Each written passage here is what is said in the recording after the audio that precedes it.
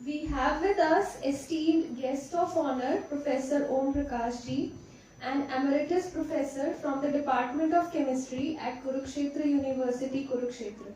Sir is an alumna of IIT Roorkee. He has supervised more than 50 PhDs and is a widely published researcher of international journals. Sir had been chairperson of Department of Chemistry at Kurukshetra University, Director of Institute of Pharmaceutical Sciences at Kurukshetra University, and is currently Chief Editor of Indian Journal of Heterocyclic Chemistry. Sir, your scholarly contributions have left an indelible mark on the academic landscape, and with great honor and pride, I invite you on the dais for your address. Professor Om Prakash Ji, with a big round of applause. Kindly give a big round.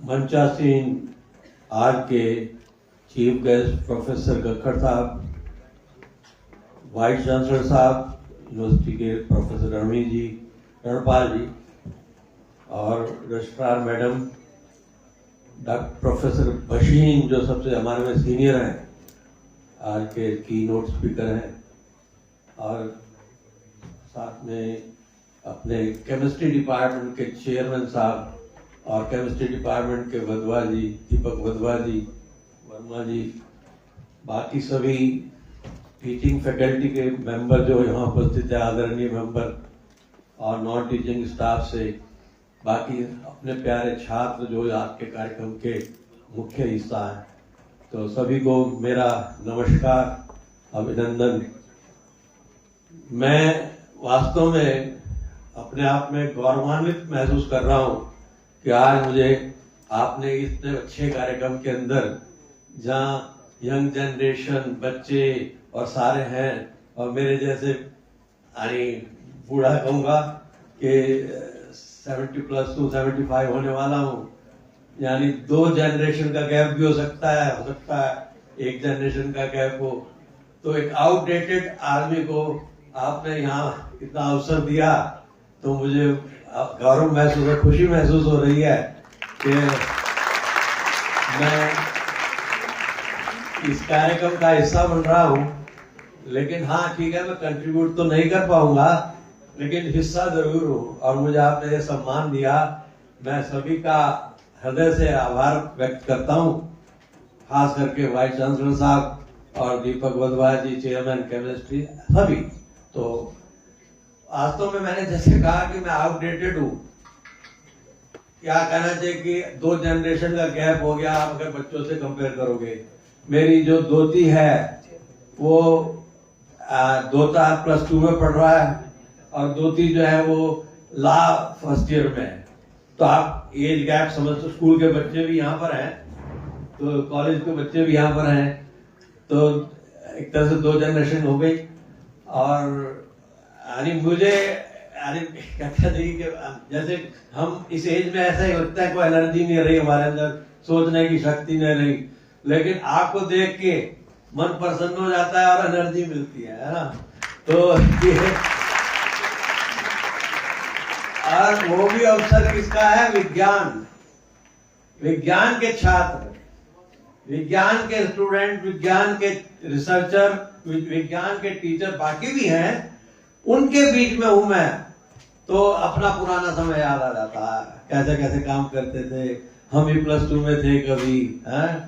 लेकिन आज generation और पुरानी generation से भी हम बात कर रहे थे अपने चीफ गेस्ट और प्रोफेसर बशीन के साथ। एक हमारा जमाना था, लोग अपने जमाने की कथाएं सुनाते हैं, किस्से सुनाते हैं, एक आपका जमाना है, हम भी उसमें मौजूद हैं, तो कितना फर्क है बाबा। हम जब रिसर्च कर रहे थे या पढ़ रहे थे, हमारे पास जो है पेन भी लिखने के लिए ठीक से होता नहीं था, कापी किताब में, अरे किताब ढूंढनी पड़ती थी लाइब्रेरी में जाकर, लेकिन आज के बच्चों के पास तो सब कुछ है। हम साइकिल पर भी नहीं सवार होते थे, पैदल जाते थे या साइकिल पे जाते थे, आपके पास कारें हैं, हमारी जनरेशन के पास, मतलब आपके पास, तो कितना परिवर्तन आया। और ये परिवर्तन किस वजह से आया? विज्ञान ने जो आविष्कार किए हैं, विज्ञान के आविष्कार हुए और एक के बाद विज्ञान और टेक्नोलॉजी भी कहेंगे, उसके बेस पे जो हम आज इस स्थिति में हैं। हमारी जो पुरानी संस्कृति है, हम विश्व गुरु रहे हैं। हम कहते हैं कि विश्व का कल्याण हो, सर्वे भवन्तु सुखिना। वो कल्पना आज साकार होती दिखाई दे रही है। कभी हमें आउटडेटेड कहा जाता था भारतीयों को, जैसे मैं कह रहा हूं मैं 70+ हो गया तो आउटडेटेड हो गया। ऐसे जब मैं शिकागो गया था 83 के बाद जाता रहा हूं, तो वहां पर क्या स्थिति थी हमारी 83 में। मैंने MSc PhD करके पोस्ट डॉक हो गया था 83 में शिकागो यूएस से।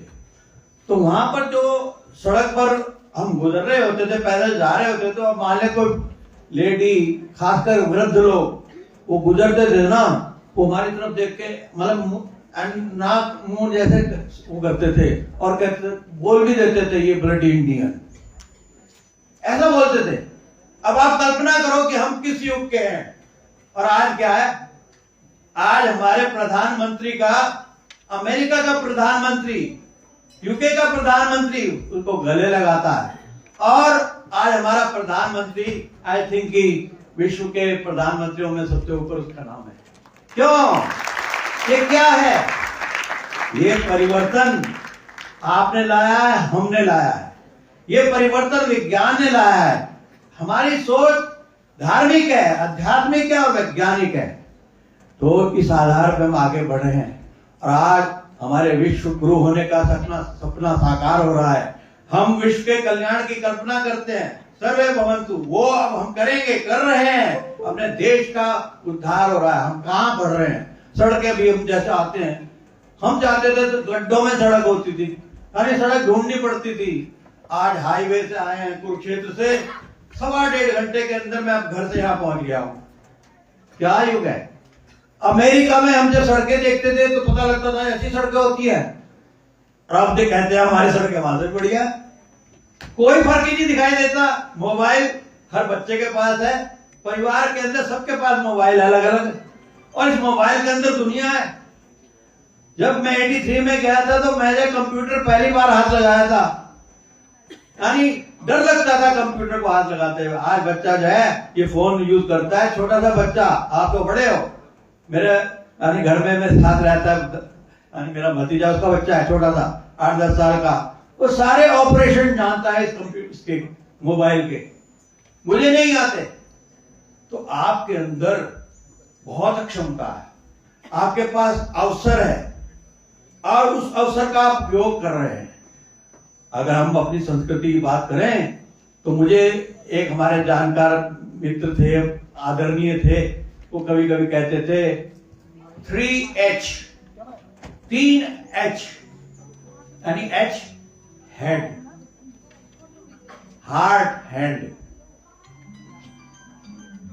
दिमाग, ज्ञान चाहिए, और कर्म, हाथ चाहिए, हार्ट, दिल चाहिए, और भक्ति चाहिए।